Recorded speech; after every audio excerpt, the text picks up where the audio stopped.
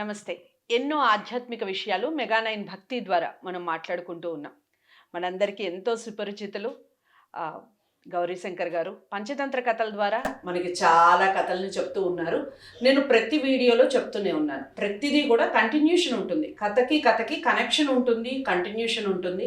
So, ఒక కథని మధ్యలో నుంచి చూసినా లేదా ఈ వీడియో ఏదో బాగుంది అని చెప్పేసి మీరు మధ్యలో చూస్తారనుకోండి, విషయం బోధపడదు. అందుకని మెగా9 భక్తిలో మీకు గౌరీశంకర్ గారికి ప్లేలిస్ట్ ఉంటుంది. దాంట్లోకి వెళ్ళి మీరు క్లియర్గా చూస్తే ప్రతిదీ కథ తర్వాత కథ ఏమిటి ఉంటుందనేది కంటిన్యూషన్గా ప్రతి కథ కూడా ఉంటుంది. ఒకసారి దాన్ని అబ్జర్వ్ చేయండి, లేదా మీరు ఫాలో అవుతుంటే నెక్స్ట్ కథ ఏమిటి అనేది ఆటోమేటిక్గా మీకు అర్థమవుతుంది. అందులో భాగంగానే మిత్రలాభం, మిత్రభేదం, విగ్రహం, సంధి, ఇప్పుడు అనాలోచిత కార్యాలు, ఈ శీర్షికలన్నీ కంప్లీట్ చేసుకొని చివరంకానికి వచ్చేసాం. ఇక ఈరోజు చెప్పబోయే కథలు ఏమిటి, ఇందులో 11 కథలు ఉంటాయని గతంలోనే చెప్పడం జరిగింది ఈ అనాలోచిత కార్యాలు అని ఈ శీర్షికలో. ఇక 8 కథల్ని కంప్లీట్ చేసుకున్నాం. ఈరోజు 9వ కథని చెప్పబోతున్నారు. ఇది ఎలాంటి నీతిని మనకిస్తుంది, మనం దాని నుంచి ఏమి నేర్చుకోవాలి, సార్ మాటల్లో విన్నాం. నమస్కారం సార్. నమస్కారం అండి. చాలా సంతోషంగా ఉంది. ఒక భాగాన్ని మనం కంప్లీట్ చేయబోతున్నాము. పిల్లలందరికీ ఎంతమంది ఇది చూశారు అనే దానికన్నా నిజంగా ఆత్మసంతృప్తి అనేది ఒకటి ఉంటుంది కదా, పిల్లలకు ఉపయోగపడే ఒక మంచి కార్యక్రమాన్ని చేశాము అనేది. ఇక 9వ కథ ఏమిటి అనాలోచిత కార్యాల్లో చెప్పండి. అలాగే మనం మీరన్నట్టుగా ఇప్పుడు పంచతంత్రాల్లో 5 భాగాలు, చివరి 5వ భాగంలో అనాలోచిత కార్యాలు కానీ లేదా అపరీక్షిత కారకం అనే పేరుతో ఉన్న కథలు చెప్పుకుంటున్న క్రమంలో ఇవాళ చివరి 3 కథలు, మొత్తం ఇందులో 11 కథలు ఉంటాయండి. గతంలో మనం 8 కథల గురించి చెప్పుకున్నాం. ఇవాళ మరో 3 కథలతో మనకు ఈ భాగం అయిపోతుంది. భాగమే కాదు, మొత్తం పంచతంత్ర కథలు కూడా మొత్తం 5 తంత్రాల్లో 5 భాగాల్లో ఉన్నటువంటి దాదాపు కొన్ని 100 పైచిలుకు కథలు కూడా అయిపోతాయి. సో ఇవాళ మనం చెప్పుకునేటువంటి కథ పేరు రత్నావళి కథ. ఇది 9వ కథ. రత్నావళి కథ పూర్వం ఒక రాజ్యాన్ని ఒక రాజు పరిపాలిస్తుండేవాడు. అతని పేరు భద్రేశ్వరుడు అనేది పేరు ఉంటుంది. ఆ రాజుకి ఒక కూతురు ఉంటుంది. ఆ అమ్మాయి చాలా అందాల రాశి, అందగత్తే. సాధారణంగా మరి రాజులు పిల్లలు ఇవన్నీ కూడా అందం గురించి చెప్తూ ఉంటారు.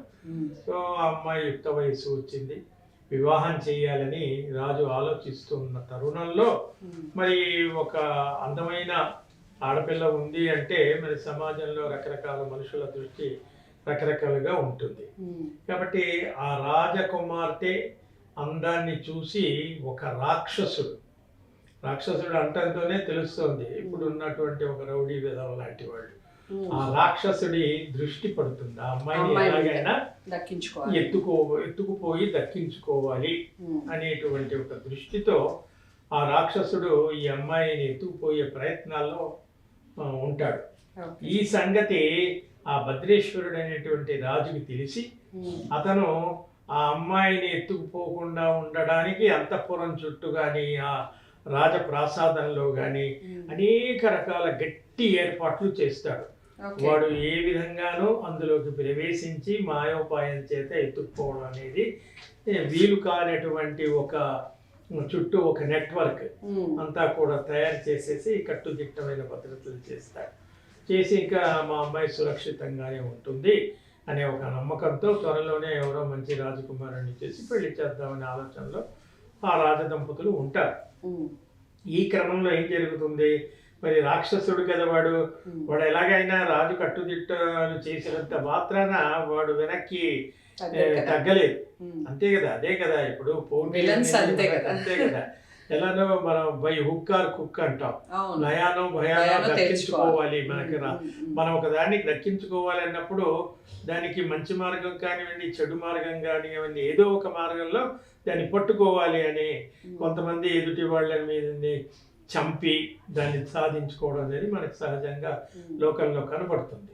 అలా ఈ రాక్షసుడు ఏం చేస్తాడంటే ఏదో రకంగా ఎత్తుకుపోవడానికి వీల్లేదు కానీ వాడికి రకరకాల మాయా మంత్రాలు ఉంటాయి కాబట్టి అతీంద్రియ శక్తులు, దాని ద్వారా వాడు ఒక చిన్న సూక్ష్మ రూపంలో ఆ అంతఃపురంలోకి ప్రవేశిస్తాడు. ఉమ్. మళ్ళీ అక్కడ కాయాన్ని పెంచుతాడు. పూర్వం విఠలాచార్య జానపద సినిమాల్లో ఇలాంటివి ఉండేవి. అవును. మళ్ళీ శరీరాన్ని పెంచుకొని నిజస్వరూపంతో వచ్చి అర్ధరాత్రి పూట వచ్చి ఆ అమ్మాయిని ప్రతిరోజు భయపెట్టడం, వేధించడం, ఏడిపించడం ఇలా చేస్తూ ఉంటాడు. అయ్యో. చేస్తుంటే అమ్మాయి తెలివైందే, చేసేసి మళ్ళీ మామూలుగా వెళ్ళిపోతాడు. అంటే వాడికి రోజు రాత్రిపూట వచ్చి ఆ అమ్మాయిని ఏడిపించడం చేయటం, అంటే దాని ద్వారా ఏమిటంటే ఆ అమ్మాయి భయానికైనా లొంగిపోయి తనతో వస్తుంది, లేదా అమ్మాయిని క్రమంగా తన వైపు మళ్లించుకోవడానికి అనే ప్రయత్నంలో భాగంగా ఇలా చేస్తూ ఉంటాడు. ఇటు ఈ క్రమంలో ఏం జరుగుతుందంటే ఆ రాజకుమారి, ఆ అమ్మాయి పేరు రత్నావళి, ఆ అమ్మాయి పేరుతోనే కథ శీర్షిక ఉంది. రత్నావళి ఏం చేస్తుంది, ఆ పిల్ల చాలా తెలివైంది. ఒకరోజు ఇలాగే సాయంకాలం పూట మరి దీపాలు ఆర్పివేయడానికి ముందే ఈ రాక్షసుడు వచ్చి ఆ అంతఃపురంలో దూరి ఎక్కడో ఒక మూల నక్కి ఉంటాడు. అంటే వెలుతురు ఉంది, ఇంకా వెలుతురు తగ్గి చీకటి పడ్డప్పుడే వీడు నిజస్వరూపంతో బయటపడి ఆ అమ్మాయిని ఏడిపిస్తుంటాడు. అంటే ఒకరోజు అలా మూలకు నక్కి దాక్కి ఉన్నప్పుడు ఈ రత్నావళి ఏం చేస్తుందంటే, అమ్మాయి చుట్టూ పరివారం చెలికత్తెలు ఉంటారు కదా, ఆ అమ్మాయి ఆ దొంగ వాడు వచ్చి దాక్కున్నాడని తనకి తెలిసి ఏం చేస్తుంది, బిగ్గరగా వినబడేలాగా ఆ ఇష్ట సఖి ఉంటుంది కదా, ఏమి దాని పేరు ఏదో చెలి, ఓ చెలి, నన్ను ప్రతిరోజు ఎవరో అర్ధరాత్రి పూట ఒక దొంగ ప్రవేశించి నన్ను బాగా వేధిస్తున్నాడు, సతాయిస్తున్నాడు, ఏడిపిస్తున్నాడు, ఒక దొంగ వస్తున్నాడే అని చెప్పి చెబుతుంది. చెప్పేటప్పటికి అది వాడు వింటాడు. వాడు ఏమనుకుంటాడంటే నేను కాకుండా ఇంకెవరో వస్తున్నారు, ఇంకో దొంగ వస్తున్నాడు అని చెప్పేసి వాడేం చేస్తాడు, ఆ దొంగని ఎలాగైనా పట్టుకోవాలి, అంతే కదా. ఇప్పుడు ఒక అమ్మాయి కోసం ఇద్దరు పోటీ పడ్డప్పుడు ఇద్దరు ఒక విధమైన స్పర్ధ వస్తుంది, నువ్వా నేనా అనేటువంటి ఒక పోటీ తత్వం వస్తుంది. అప్పుడు వీడు వెంటనే అమ్మా దొంగ ఎవరో ఏమిటో కనిపెట్టడమే కాదు వాడిని మట్టు పెట్టాలి, వాడిని హతమార్చాలి అని పాపం అమ్మాయిని ఏడిపిస్తున్నాడు, అంతే కదా. తనకు కావలసిన వాళ్ళని ఎవరైనా ఏడిపిస్తే వాడు ఎంత దుర్మార్గుడైనా కూడా తాను ఇష్టపడ్డటువంటి ఒక మనిషిని, వ్యక్తిని అవతలి వాడు ఏడిపిస్తే వీడికి వాడి మీద కోపం వస్తుంది. అలాగే ఆ దొంగ ఎవరో కనిపెట్టాలని వీడేం చేస్తాడు, వీడికి మాయాశక్తుల వల్ల రూపం మార్చుకునేటువంటి ఒక ఇది ఉంది, ప్రాయోపవేశం ఏదో అంటాం. వాడు ఒకరోజు ఏం చేస్తాడు, అంతఃపురం పక్కన అన్ని వరుసగా గుర్రపు శాలలు ఉంటాయి, గుర్రాలను కట్టివేసేటువంటి ఒక చుట్టూ ఏవేవో రకరకాలుగా ఉంటాయి. వీడేం చేస్తాడు, ఈ రాక్షసుడు ఒక గుర్రం వేషంలోకి మారిపోతాడు. గుర్రం వేషంలోకి మారిపోయి ఆ గుర్రపు శాలలో ఆ గుర్రాల మధ్య ఒక గుర్రంగా వీడు ఉండిపోతాడు. వాడి ఆలోచన ఏమిటి, ఇక్కడ నేను గమనిస్తూ ఉంటే, అంతే కదా, ఎవరో దొంగ వస్తున్నాడంటే మనం గేట్ దగ్గర ఎక్కడో దూరంగా దాక్కుంటాం, సీసీ కెమెరా లాగా. అట్లా వీడు ఆ గుర్రపు వేషం వేసుకుని గుర్రంగా మారిపోయి ఆ గుర్రపు శాలలో ఉండి ఎవరా అని కనిపెడుతూ ఉంటాడు. నిజంగానే ఒక దొంగ వస్తాడు. ఆ అమ్మాయి ఏదో తమాషాకి అంది, అదేదో ఆవు కూలి కథలాగా. వాడు కొన్ని రోజుల తర్వాత నిజంగా ఒక దొంగ ప్రవేశించి, ఆ దొంగకు ఈ అమ్మాయి మీద మనసు కానీ అంతఃపురం ఇలాంటివి లేవు. దొంగకేంటి, డబ్బు కోసం ఏదో దొంగకి చెప్పే లాభం అనే ఒక సామెత కూడా ఉంది. వాడికి ఏది దొరికితే అది పట్టుకెళ్ళిపోతాడు. అందుకని వాడేం చేస్తాడు, దొంగ వచ్చి ఆ గుర్రపు శాలలో గుర్రాన్ని ఎత్తుకుపోవాలని అందులోకి వస్తాడు. సరిగ్గా వీడి ఆలోచనకి తగ్గట్టుగానే వాడు వస్తాడు. రోగి కోరింది వైద్యుడు ఇచ్చింది ఒకటే. వాడు ఎటు నుంచి వస్తాడు, ఎలా వెళ్తాడు, ఎటు వెళ్తాడు, కాపు వేసి పట్టుకుందామని వీడి ఆలోచన.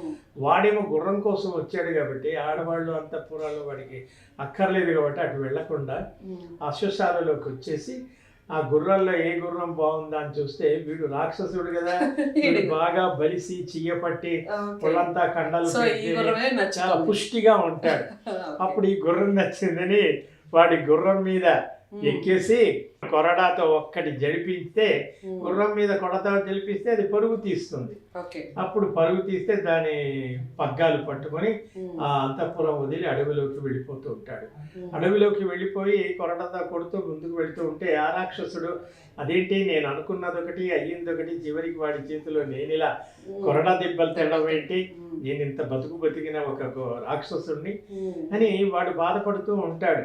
అప్పుడు వాడు బాధపడి వాడి ఉద్దేశం ఏమిటంటే ఈ దొంగని పట్టుకోవాలని వాడు వచ్చాడు, కానీ మరో రకంగా కథ తారుమారయ్యింది. అప్పుడు ఈ దొంగని కొడుతూ కొడుతూ పోతూ ఉంటే కొంత దూరం వెళ్ళాక ఈ గుర్రము రాక్షసుడు అనేటువంటి విషయం ఆ కూర్చున్న దొంగ పసిగడతాడు. రూపం మారటం ఇవన్నీ చూసి పసిగట్టి వాడేం చేస్తాడు, అమ్మో వీడు రాక్షసుడు, నేను రాక్షసుడు మీద తెలియ కూర్చున్నాను, వీడు ఏ క్షణంలో అయినా నన్ను చంపి తినేస్తాడు, ఎలాగో అలాగా తప్పించుకోవాలని ఇంకా నెమ్మదిగా అడవిలో పోతూ ఉంటాడు. పోతూ ఉంటే ఒక పెద్ద మర్రి చెట్టు కనబడుతుంది. మర్రి చెట్టుకి ఏముంటాయి, ఊడలు ఉంటాయి. అయితే ఒక మర్రి చెట్టు కింద నుంచి గుర్రం వెళుతూ గుర్రం పైన దొంగ ఉండగానే వీడేం చేస్తాడు, లక్కన ఆ మర్రి ఊడని పట్టుకొని పైకి ఎగిరిపోతాడు. గుర్రం మీద నుంచి బయటికి వచ్చేస్తాడు. ఈ గుర్రం ముందుకు పరిగెడుతూ ఉంటుంది. పరిగెట్టి వాడు అసలు స్వరూపం వీడు వెళ్ళిపోయాడు. వీడిని తినాలి అనే ఆలోచనలో వాడు ఉన్నాడు. రాక్షసులు ఏమిటి, నరభక్షకులు కాబట్టి మనుషులు చంపుకు తినేవాళ్ళు. వాడు ముందుకెళ్ళిపోగానే ఈ రాక్షసుడికి ఒక కోతి స్నేహితుడు. ఆ కోతి ఆ మర్రి చెట్టు మీద నుంచి ఇదంతా చూస్తుంది. అయ్యయ్యో నా ఫ్రెండ్ గుర్రం వేషం వేయటం ఏంటి, వీడి చేతిలో అది కొరడా దెబ్బలు తినటం ఏంటి, అంత దూరం వెళ్ళి అది మళ్ళీ మామూలు రూపం రావడం ఏంటి, అసలు వీడు ఆ గుర్రం మీద ఎక్కి ఉన్నప్పుడే వాడిని చంపి తినేస్తే పోయేది కదా అని ఈ కోతి ఏం చేస్తుంది, గబగబా పరిగెత్తుకెళ్ళి ఆ రాక్షసుడి దగ్గరికి వెళ్ళి, వీళ్ళిద్దరూ స్నేహితులు రాక్షసుడు కోతి అడవుల్లో ఉండటం వల్ల. అప్పుడు రాక్షసుని అంటుంది, ఏమిటి నువ్వు ఇంత బలపరాక్రమం ఉండి ఇంత ఉండి ఆఫ్టర్ ఆల్ ఒక మనిషికి భయపడిపోయి ఇలా రావటం ఏంటి, వాడు దొరికినప్పుడే నువ్వు పట్టుకొని చంపి తినేస్తే నీ ఆకలి తీరేది కదా, బాగుండేది కదా అని ఇలా చెబుతూ ఉన్న క్రమంలో ఆ దొంగ ఏం చేస్తాడు, మెల్లిగా చెట్టు దిగి ఇవి మాట్లాడుకున్నటువంటి ప్రదేశంలో వెనకాల ఒక పొద దగ్గర చేరి ఆ పొద దగ్గర ఈ కోతి ఆ రాక్షసుడు మాట్లాడుకుంటే తెలియకుండా వెనకాల నుంచి వెళ్ళి ఆ కోతి యొక్క ఆ తోకని వీడికి ఉక్రోషం అంతే కదా, నన్ను చంపమని కోతి వాడికి సలహా ఇస్తోంది, దానికంటే ఇది పరమ దుర్మార్గురాలు, అందుకని వాడు ఆ కోతి యొక్క తోకని తన నోట్లో పెట్టుకొని గట్టిగా కొరుకుతాడు. కొరకగానే అది కుయ్యో మొర్రో అని బాధపడుతూ ఉంటుంది. బాధపడుతూ ఉండటం వల్ల ఇటు రాక్షసుడు కొరడ దెబ్బలతో బాధపడుతూ ఉన్నాడు, ఇద్దరు బాధపడుతూ ఉంటారు. చివరికి ఆ దొంగ పారిపోతాడు. ఈ రెండు బాధపడుతూ ఉంటే ఆ కథ అంతటితో ముగిసిపోతుంది. ఈ కథ ఎవరు చెప్తారంటే సువర్ణ సిద్ధి అని. గతంలో ఈ కథలన్నీ చక్రధారి సువర్ణ సిద్ధి మధ్యలో జరుగుతున్నాయి. చక్రధారి ఆ బంగారం కోసం ఆశపడి వెళ్ళి నెత్తి మీద చక్రం తెచ్చుకొని బాధపడుతున్నాడే సువర్ణ సిద్ధి. ఇందులో ఈ కథ ద్వారా చెప్పేది ఏమిటంటే మనం అదును ఉన్నప్పుడే అవకాశం ఉన్నప్పుడే దాన్ని సద్వినియోగం చేసుకోవాలి. ఇంకా అత్యాశకు పోయినప్పుడు ఇలాంటి ఆపదలు వస్తాయి. కాబట్టి అటు గుర్రము అది రాక్షసుడు బాధపడ్డాడు దెబ్బలతో, ఇటు కోతి కూడా తోక కొరకటం వల్ల అది గాయపడి బాధపడుతుంది. ఈ రెండు కుయ్యో మొర్రో అంటున్నాయి. వాడు తప్పించుకుపోయాడు. ఆ దొంగ ఎప్పుడైతే దొరికినప్పుడే చేసుంటే బాగుండేది. పైగా మనం అత్యాశకు పోకూడదు. నువ్వు అత్యాశకు పోవటం వల్ల ఇవాళ నీ నెత్తిన చక్రం వచ్చి కూర్చుంది. ఇంకొకడు ఎవడో వస్తే తప్ప నీ చక్రం వాడి నెత్తి మీదకి పోదు. నీలాంటి అత్యాశపరుడు, నీకంటే అత్యాశపరుడు ఇక్కడికి వచ్చినప్పుడే, ఆ అడవిలోకి వచ్చినప్పుడే అది పోతుంది. అంతవరకు నువ్వు దాన్ని భరించాలి అని సువర్ణ సిద్ధి చెప్తాడు. అవును కదా, నిజమే కదా. ఈ కథలన్నీ తెలియక, ఈ కథల్లో ఉన్న రహస్యం ముందే తెలుసుంటే మనం జాగ్రత్త పడేవాళ్ళం. తెలియక బాధపడ్డాము అని చెప్పి ఇద్దరు బాధపడుతున్నటువంటి క్రమంతో ఈ కథ ముగుస్తుంది. అది రత్నావళి కథ. సో రత్నావళి కథ ద్వారా మనం ఏం తెలుసుకున్నాం, అత్యాశకు వెళ్ళకూడదు, ఉన్నంతలో సర్దుకోవాలి అనేది పెద్దవాళ్ళు కూడా మనతో మాట్లాడుతూ ఉంటారు. ఎంతలో ఉంటే అంతలో సర్దుకోవాలి. నేను ఈ కథల క్రమంలో ఈ మాట చాలాసార్లు చెప్పాను, మంచం ఉన్నంత వరకే కాళ్ళు ముడుచుకోవాలి అని, ఇలాంటి పెద్దవాళ్ళు చెప్పే మాటలు. సో అత్యాశకి పోవటం వల్ల ఏం జరిగింది, లాభం పొందకపోగా నష్టపోయారు. దొంగ అనేది పక్కకు పెడితే అసలు ఏదైతే వాళ్ళు అనుకున్నారో అది సాధించలేకపోయారు. నచ్చింది కదా కథ, అందరికీ షేర్ చేస్తారా మరి లైక్ చేసి. మరో కథ ఏమిటో నెక్స్ట్ ఎపిసోడ్లో తెలుసుకుందాం. వీడియోని లైక్ చేసి అందరికీ షేర్ చేయండి, ఛానల్ని సబ్స్క్రైబ్ చేసుకోండి. నమస్తే.